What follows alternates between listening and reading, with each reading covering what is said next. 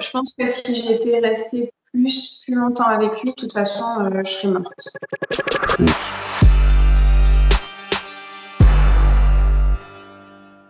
Je m'appelle Sarah, j'ai 40 ans et j'étais sous l'emprise de mon ex-mari qui est un pervers narcissique. C'est une personne qui va vous mettre en confiance et une fois qu'il vous aura dompté, une fois qu'il aura cerné déjà vos failles et qu'il aura peut-être comblé certains manques, c'est à ce moment-là en fait qu'il va commencer à imposer ses lois en fait.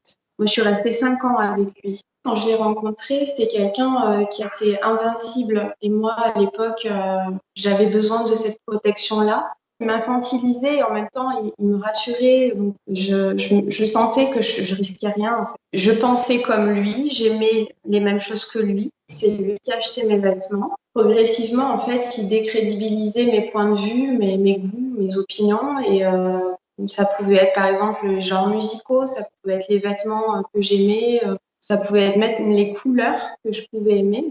Moi, à l'époque, j'aimais bien m'habiller en noir ou en blanc. Non, lui, c'était le bleu. Donc, je finissais par trouver que le bleu, c'était quelque chose de fabuleux, en fait.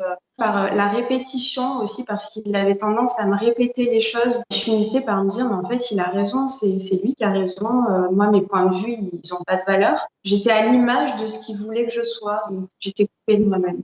On s'est mariés et on a eu un enfant. Au fil de la grossesse, il a contrôlé mon alimentation et j'ai perdu du poids. Et une fois, ça m'est arrivé de m'imposer. J'étais allée chercher des pains au chocolat que j'ai mangés devant lui pour lui dire que voilà, moi j'avais faim et que j'étais enceinte et qu'il fallait que je mange. Il me disait mais ouais, mais de toute façon, c'est pas parce que tu es enceinte que tu dois manger pour deux. Les médecins, effectivement, m'avaient diagnostiqué une anorexie qui a été plus imposée par mon ex-mari. Devant les médecins, ils pouvaient dire ouais, mais en même temps, tu ne fais rien, donc c'est normal que tu sois malade. De fait, de toutes ces contradictions, je me sentais coupable en fait d'être dans cet état et finalement, je me disais que c'était moi qui m'en rendais malade. Et même encore aujourd'hui, ça m'arrive de culpabiliser, de prendre du poids, par exemple, ou des choses comme ça. C'est des choses qui sont ancrées en moi. Mon ex-mari m'avait suggéré de ne pas mettre ma fille à l'école parce que pour lui, l'école, c'était un formatage. Mais moi, en fait, je voyais que c'était pas bon parce que ma fille, elle était tout le temps qu'avec moi.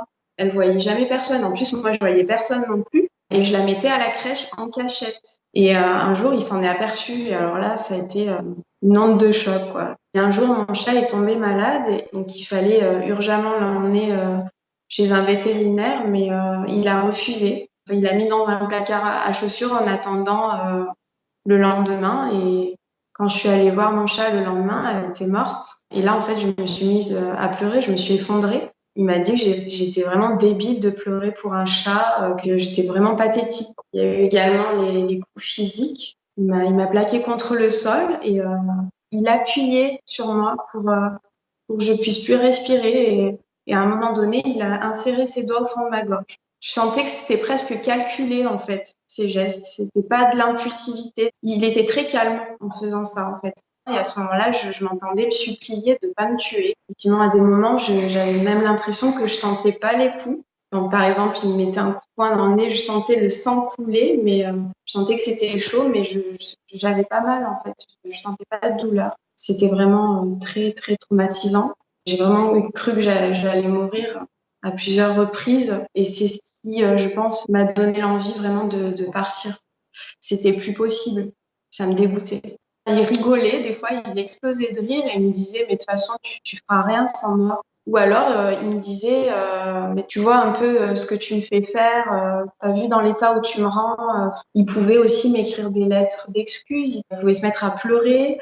Donc, c'était vraiment tout le temps dans le contraste qui faisait que je me disais, mais en fait, il est capable d'être tellement gentil et tellement adorable. Je me disais, mais en fait, je suis pas quelqu'un de bien, il y a vraiment quelque chose qui va pas chez moi. Même si je racontais parfois des choses à ma mère, elle me disait oui, mais bon, il a des bons côtés quand même. Enfin, ouais. Il avait l'art de la conversation et oui, de mettre les gens dans sa poche. Finalement, j'avais l'impression que je méritais ce qu'il me faisait. J'étais allée voir la police, mais même si j'avais un cocard ou des choses comme ça, pour eux, c'était pas suffisant. Il fallait un certificat médical. Donc, j'ai compris qu'il fallait vraiment, en fait, que je sois méthodique pour partir. C'est comme un plan d'évasion, créer le dossier, aller voir un avocat. Enfin, il y a des choses à faire dans un ordre précis et aller voir également une assistante sociale. Et je pense que c'est très important dans ces moments-là de prendre l'aide qu'on vous donne, de se raccrocher à tout ce que vous pouvez pour vous hisser en fait et pouvoir sortir de ce trou.